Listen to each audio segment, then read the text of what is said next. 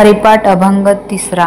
त्रिगुण सार निर्गुणे सार, सारासार विचार हरिपाठ.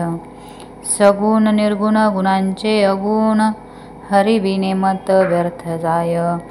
अव्यक्त निराकार नाही जा आकार, जेथून चराचर त्यासी भजे. ज्ञानदेवा ध्यानी रामकृष्ण मनी, अनंत जन्मांनी पुण्य होय. अर्थ. त्रिगुणात्मक जगत अशाश्वत व असार आहे. तीन गुणांचे पलीकडे असलेले निर्गुण निराकार परब्रह्म तेच शाश्वत व सार होय.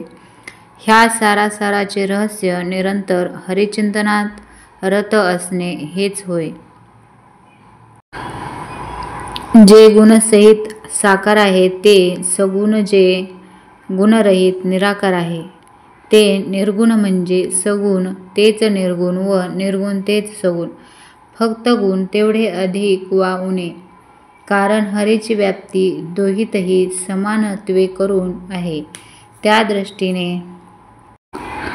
कोणत्याही सगुण वस्तूस निर्गुण असे निश्चयाने म्हणण्यास काही हरकत नाही.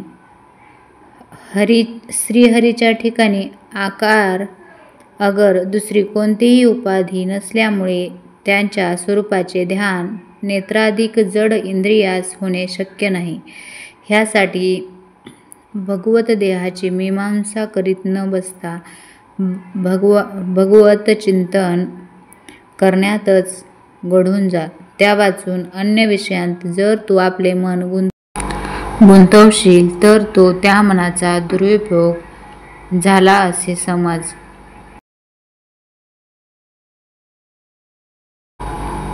जे व्यक्त नसून अमूर्त आहे, ज्यास आकार नाही व ज्याच्यापासून चर चेतनयुक्त व अचर जड अशा उभयभावात्मक जगताची उत्पत्ती झाली, त्या हरीचे तू भजन कर. श्री ज्ञानेश्वर महाराज म्हणतात, माझ्या ध्यानांत व मनांत निरंतर रामकृष्ण आहे व त्या योगाने या जन्मांत अनंत पुण्याईची जोड आहे.